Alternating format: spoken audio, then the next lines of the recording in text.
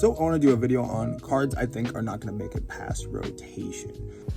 You're done.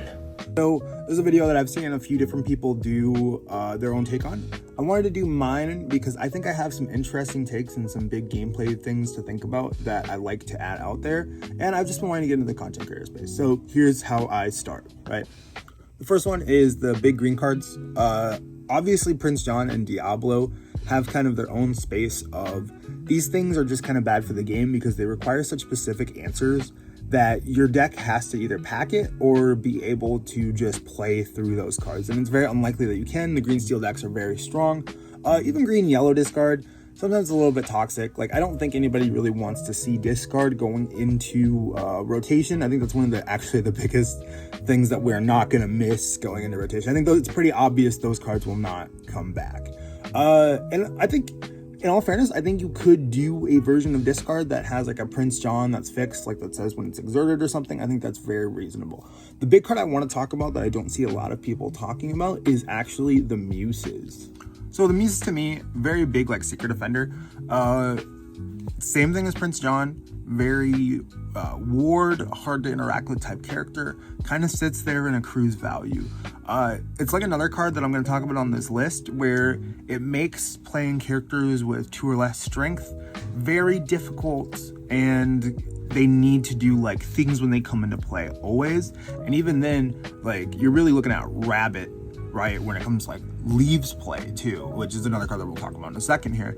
But it really creates a loss of tempo when you play things like a Genie, etc., etc. Especially the way it's used in those decks, it just makes board states much more difficult to navigate. And I think most people would agree it should go. You need to leave! Now onto a set of cards that I am going to miss. Obviously, the bounce package. I think that most people have speculated on this one. This is kind of another thing like Green Steel where it's like pretty low-hanging fruit, right? We all kind of know like the writing's on the wall. If you need the money, you make sure to sell your bounce package, right? Interestingly enough, I think we have a Temu version of this, sort of, like, quote-unquote diet bounce package. We have cards like Yelena, Genie, and the White Rose, which all are kind of like, we have it at home. They're not doing things when they leave play.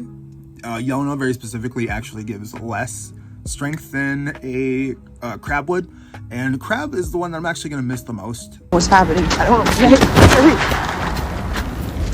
I don't want to go. I don't want to go. Sir. It seems like the leave playability is very strong for giving you very good trades. So we'll see how the format feels. Obviously, I think there's going to be a lot of cards that we're going to find out are not there. And so it's going to be very different how we play the game. Next is Steel Song. I've kind of heard a lot of people sort of give different takes on this. If they think that we should maybe keep one of the 3 cost songs that deals damage, like Strength or Storm. I think if you're gonna keep anything from the main package of cards, it's gonna be Cindy, actually, weirdly enough. One, I think there's like a product that I saw that the big Cindy was going to get reprinted in, possibly. That's not news for sure, but that's maybe something that's happening. So I could see them kind of wanting to do that. The other thing is she kind of would go nicely in like the Madrigal style deck that they like kind of want to push for green, or not green yellow, purple yellow, which I could see that kind of working out. I think that the problem with Steel Song as like a thing is the cards kind of bust the game a little bit in that you have very efficient removal for not a lot. Like, we also have, like, for example, we have a diet version of Strength of a Raging Fire. It's very bad, but it's a red steel card that pay 1, deal damage equal to the amount of exerted characters you have. That seems a lot more reasonable, and like the lines that they want to push kinds of removal that we're doing, like kind of more conditional removal, not giving you like a $15 removal spell in a game where you want to crash characters into each other, right? That seems like where we're going.